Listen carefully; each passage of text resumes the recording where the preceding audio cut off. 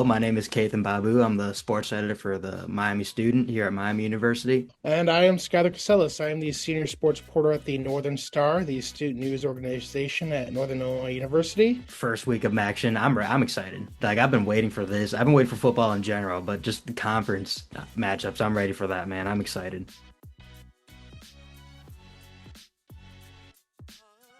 Talk about the history of the rivalry and what it means up there. I know Bill Mallory, he was the coach for Miami in the late 60s, early 70s. Led him to a perfect year and a MAC title, I think, was 73.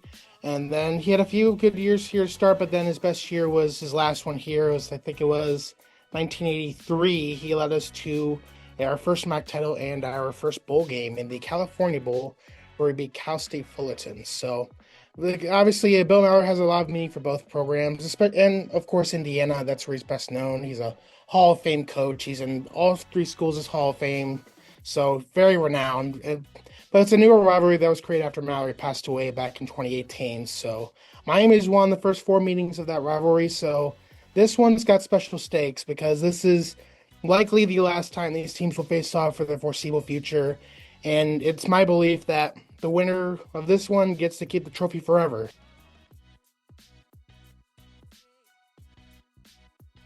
Yeah, change is a bit of an understatement there. I mean, the big selling point of the team in the offseason was its offense. He had a new offensive coordinator who was absolutely berserk at his last school at Charleston. It's Division II, but still, he had a great track record there.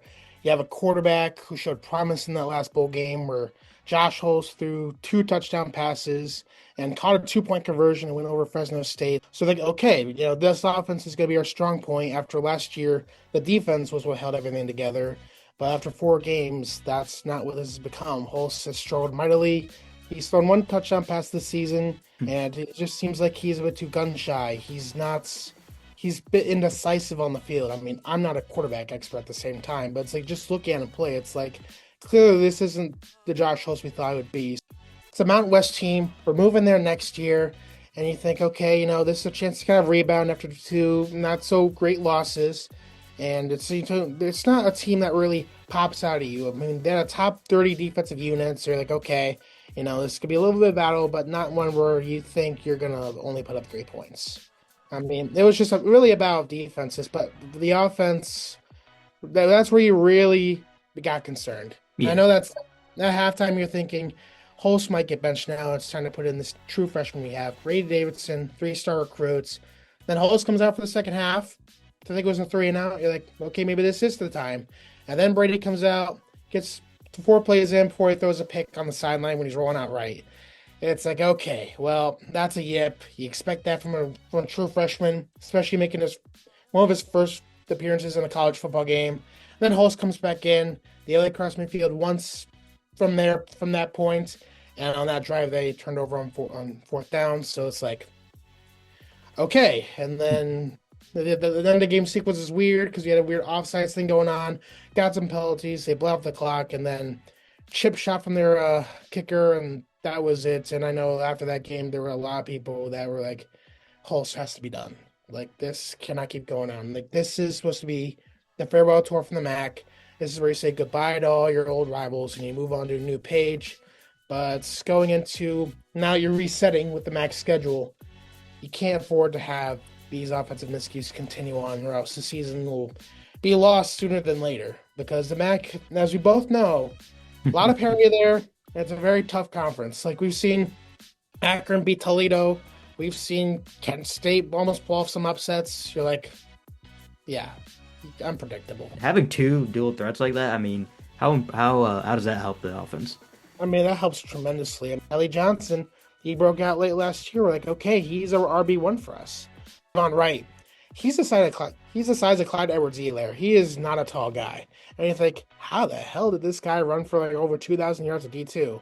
Then you see how he runs. He runs like, you know what. Yeah. Like, he can just shake off tackles. I mean, I remember the Holy Cross game. He picked up like a 45-yard gain and took like 7 guys off of him. Like, holy cow. How is this little like runt doing this? I mean, and then it's a 1-2 punch. Tylee is a faster, more agile guy. And Shavon's just put his head down and he will run through you. Evan Malcore deserves his flowers. Evan Malcore was the only guy back, and he has been an anchor for this O-line. He's been a leader, especially with all these new guys next to him. I mean, he's been one of the team's best run blockers and pass blockers from what I've seen. So obviously, left tackle needs to be one of the strongest areas of your line, especially with a right-handed quarterback. So left is his blind side. So Malcor has been he's probably been the most trustworthy offensive lineman, maybe besides Aiden Tweedy, left guard from Wayne State. He's done pretty well too, especially last week. Diari Rogers, he's probably he's a fan favorite of mine. I mean, he's a guy who transfers in from Lenoir Rhine, right? It's not really a big school name. He comes in and there's competition in the position already. So you think, okay, we'll see what Diari can do. I mean, at the time, Dean was the starting slot receiver, so you think he'll take a reserve role. And then out of nowhere, Dane transfers to Rutgers like right before the season starts, and Diari moves up to the slot receiver. They're like, okay, let's see what this guy can do. And now he's been Holst's favorite target. He has been the leading receiver in all 4 games, I believe. Maybe there was one he wasn't, but I mean, he has been Mr. Reliable as far as our receiving core goes. He wasn't the one I expected to break out, but he has been a standout. And I'm just waiting for when he gets a quarterback that can, get the ball moving downfield, and he's going to be more of a threat because he's got wheels on him. He's a punt returner too.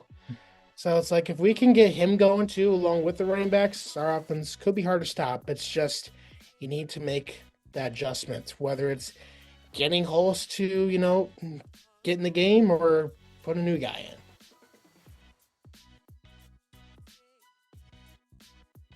Win Erweiler, Buck. Erweiler. That's his nickname. He's been a standout for us. He's an interesting guy because he transferred in this program like 3 or 4 years ago from North Dakota. Has not started a game until this season, and he's a 6th-year senior, and he has made the most of his opportunities. I mean, he has been the centerpiece of this defense. He wears the green dot for us. I mean, and he's just our most reliable tackler. He's probably one of the top run defenders on this team. Muhammad Jameh, he is our strong safety. He has been with this program for a while, but this is his first time as the starter at safety because he's been behind guys like Nate Valcarcel, Jordan Hanson, Devin Lafayette, Santana Banner. I mean, we've had some great safeties in this program, and Nate Valcarcel's on the Rams now, so there's a little fun fact for you there. But Jameh, he has been our top guy when it comes to takeaways. He's got 2 picks this year. Had a pick against San Diego State. Denigal went a bit too deep with the pass and got it. And then, Jameh's been one of the hearts of this defense. I mean, having that amount of veteran experience back there is obviously a big asset, especially next to a guy like Jasper Beeler, our free safety. He's just coming from Saginaw Valley State at Division II. So Jameh has been a rock in the secondary along with Jacob Finley. Those two are kind of keeping things held down. And then with Quinn in the middle and Roy Williams there, it's kind of been a healthy core on the defensive side.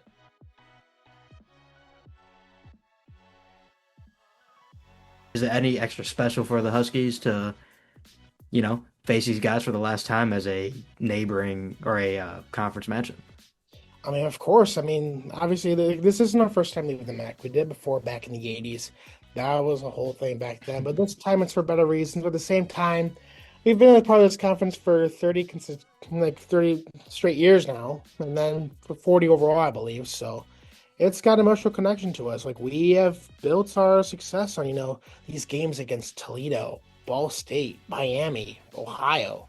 It's like we were one of the bigger names in the MAC. We have the most MAC championship wins of any active league member. We're moving on. It's the end of a big chapter. It's like you want to go out with a bang. Go out with number 6 just to take the number 1 overall in that championship. And of course, try to win the Mallory Cup, try to win the Bronze Stock, just get the last laugh. I mean, there's not really many better ways you can send a team off than that. Yeah, you don't want to squander it. Yeah, one less lap. You want to make the most of it. I get it. Yeah, almost like a victory lap. Exactly. Yeah.